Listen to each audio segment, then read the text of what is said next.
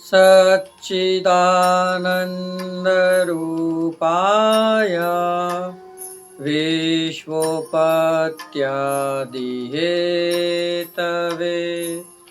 तापत्रय विनाशाय श्रीकृष्णाय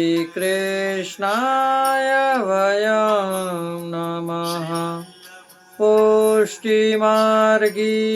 सर्वज्ञ करुणारसपूरित श्रेष्ठफलप्रदाता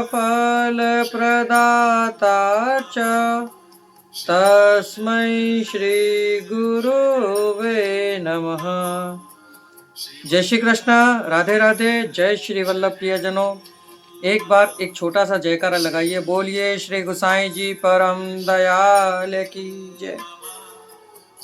आज श्री गोसाई जी के प्रागट्य महामहोत्सव की आप सभी वैष्णव वृंदों को खूब खूब अनेकों अनेक मंगलमय बधाई और शुभकामनाएं।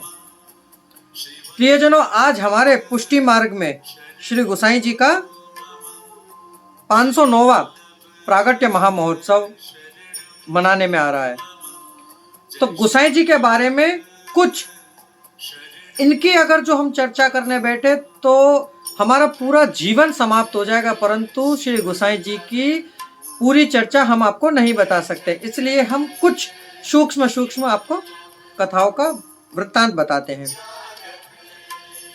सर्वप्रथम तो श्री गोसाई जी का द्वितीय नाम श्री विट्ठलनाथ जी। अब पहले ये बात करेंगे कि श्री गोसाई जी का प्रागट्य कब हुआ। सारी कथाओं को जानने के लिए सबसे पहले तो आप हमारे चैनल को सब्सक्राइब करके बेल आइकन बटन को दबा दीजिए।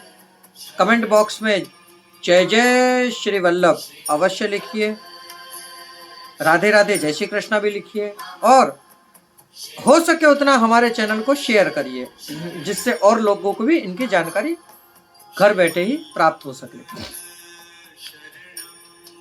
तो गोसाई जी का दूसरा नाम सबसे पहला नाम है श्री विट्ठलनाथ जी। गोसाई जी तो उनको बाद में कहते हैं। इनका प्रागट्य सन 1572 माक्षरवदी नौम यानी कि आज ही के दिन हुआ था। आज वार मंगलवार है। इनकी कुल बैठक भूमंडल पर इन्होंने पूरी पृथ्वी की 2 बार प्रदक्षिणा की थी। आप श्री का प्रागट्य चरणाट में हुआ था। कहते हैं श्री गोसाई जी के 7 पुत्र थे, जिसमें प्रथम श्री गिरधर लाल जी और सप्तम श्री घनश्याम लाल जी। प्रथम श्री गिरधर लाल जी, दूसरे श्री गोविंद लाल जी, तृतीय श्री बालकृष्ण लाल जी, चतुर्थ श्री गोकुलनाथ जी, पंचम श्री रघुनाथ लाल जी, षष्ठम श्री यदुनाथ जी और सप्तम श्री घनश्याम लाल जी। इस प्रकार इनके 7 लालन थे। सबसे पहला जो श्री गोसाई जी ने धर्म ग्रंथ की रचना करी वह था सर्वोत्तम स्तोत्र। सबसे पहला जो श्री गोसाई जी ने सर्वोत्तम स्तोत्र रचा। कहते हैं जब गोसाई जी का प्रागट्य हुआ था उस समय श्रीमद् वल्लभाचार्य जी के एक परम और अनन्य सेवक थे दामोदर दास हरसाने जी। जब श्रीमद् वल्लभाचार्य जी आसुर व्यामोह लीला करके निज धाम पधारे थे, उस समय गोसाई जी ने श्री दामोदर दास हरसाने जी से कुछ चीजें सीखी पुष्टि मार्ग के बारे में। उस समय दामोदर दास जी श्री गोसाई जी के बगल में बराबर की गद्दी लगाकर बैठते थे आसपास में।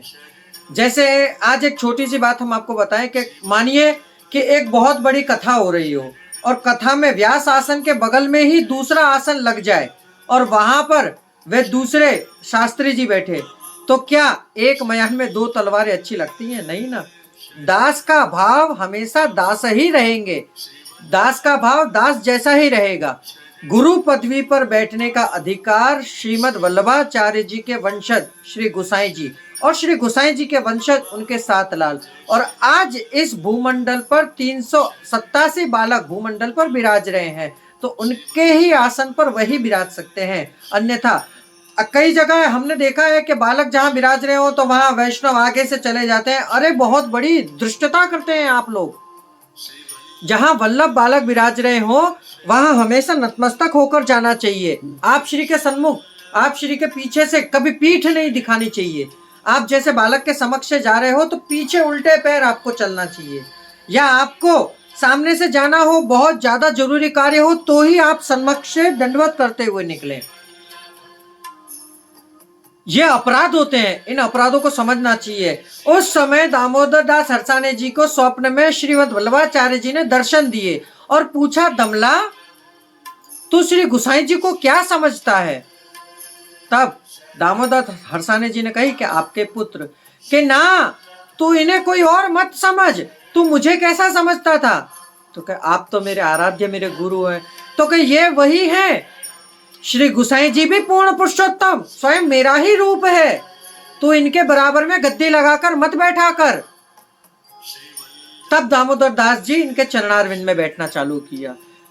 सबसे पहला तो गुरु का अनादर मत करिए, गुरु के बारे में पीछे से। आजकल हम देखते हैं प्रियजनों कि जहां वल्लभ कुल की बात होती है वहां जो गुरु घर के बालक, जैसे कि मानिए आपने किसी गुरु घर से, प्रथम घर से आपने दीक्षा या ब्रह्म संबंध लिया है, तो वह जो किसी और घर के बालकों से दीक्षित वैष्णव है वह उस बालक की निंदा, अरे बहुत बड़ा अपराध करते हो। वल्लभ कुल आपस में चाहे कुछ भी वार्ता करे या ना करे, परंतु आप तो एक दैन्य भाव प्रकट रखिए, आप तो एक वैष्णव है, स्वयं उसी वल्लभ कुल से दीक्षित हैं। यदि वह वल्लभ कुल के बालक आप पर कृपा ना करे तो आप प्रभु प्राप्ति नहीं कर सकोगे। आप किसी वल्लभ कुल की निंदा क्यों करते हैं? क्यों अपराध अपने मस्तक पर चढ़ाते हैं? सबसे बड़ा घोर पाप। इसलिए देखिए, स्वयं श्रीमद् वल्लभाचार्य जी ने आज्ञा करी तो दामोदर हरसाने जी नीचे बैठने लग गए थे, बाकी बराबर में बैठते थे श्री गोसाई जी के। तो प्रियजनों, ये थी श्री गोसाई जी के बारे में। फिर गोसाई जी भूतल पर कितने वर्ष विराजे? तो गोसाई जी भूतल पर 70 यानी कि 70 साल तक विराजे। 70 साल में आप श्री के 28 बैठक हुई और आप श्री ने कितने वैष्णवों को अपने शरण में लिया? 252 वैष्णवों को। 84 भगवदियों को लेने का सामर्थ्य श्रीमद् वल्लभाचार्य जी में और 252 वैष्णवों को लेने की क्षमता श्रीमद् गोसाई जी में, और 40 भगवदीय हुए श्री गोसाई जी के प्रथम लाल श्री रुद्र लाल जी के।